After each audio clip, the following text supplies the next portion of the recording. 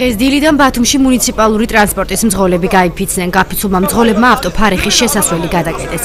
მათ 10 პუნქტიანი სიი და მთავარ მოთხოვნას ხელფასების მომატება და სამუშაო გრაფიკის მოწესრიგება წარმოადგენდა.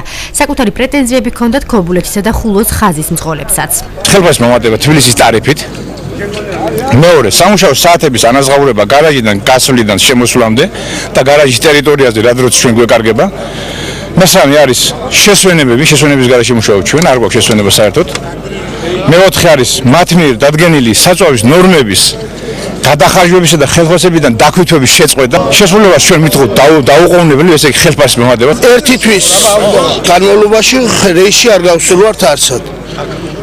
ხელშეკრულებები არ არის, გადავიყვანეს ახალ სადგურში, იქ არავინ არ შედის.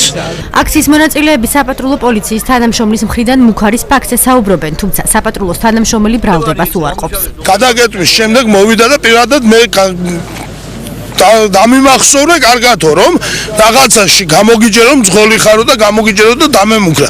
ეს რო არ მოხდეს და ამნაირები რო არ მოხდეს, ამიტომ ეს ჩავიწერეთ, უნდა იყოს და უნდა ვიყოთ დაცული მძღოლები ყველა. მძღოლების ინტერესების დაცვის მიზნით აქციას აჭარის პროფესიული გაერთიანების წარმომადგენლებით შეუერთდნენ.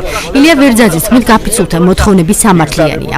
ეს პროცესი მიმდინარეობდა, ჩვენ ვიცოდით იმის შესახებ, რომ აქ ტარიფებთან იყო მოლაპარაკება, ვიცოდით იმის შესახებ, რომ რაღაც პრობლემები და უზუსტობები იყო, მაგრამ ეს არის ამათი კანონიერი უფლება და ესენი იყენებენ ამ უფლებას და ჩვენ რა თქმა უნდა მათ გვერდით ვიქნებით ბოლომდე. მუნიციპალური ტრანსპორტის მძღოლების მოთხოვნებს შეპრესე ბათუმის ავტოტრანსპორტის დირექტორი გამოეხმაურა. გია ლორიას თქმით, ხელფასები იანვრიდან 30%-ით უკვე მოემატათ, თუმცა მძღოლების 10 პუნქტიანი მოთხოვნა კვლავ გადაიხედება.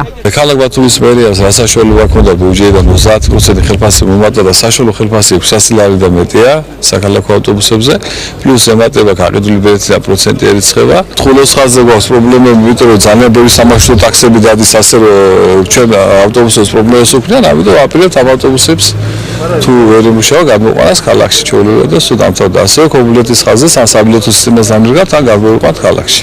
მოგვიანებით გაფიცული მძღოლების მოთხოვნებს ბათუმის ვიცე-მერიც გაეცნო. ღელა დეკანაძემ საკითხის გადასაწყვეტად 2 დღიანი ვადა ითხოვა, რის შემდეგაც მუნიციპალური ტრანსპორტის მძღოლებმა მუშაობა გააგრძელეს. შევთავაზეთ, რომ დღეს და ხვალ ისინი ჩვეულ რეჟიმში გააგრძელებენ მუშაობას და მომსახურებენ ჩვენი ქალაქის მაცხოვრებლებს, ისე როგორც ემსახურებოდა და ამ 2 დღის განმავლობაში თლიანად თუ არა ნაწილობრივ მაინც გადავწყვიტავთ და შეთანხმების საფუძველზე ამ პრობლემას მოვაგვარებთ. მოთხოვნების დაუკმაყოფილებლობის შემთხვევაში მძღოლები ხელახალი აქციით იმუქრებიან.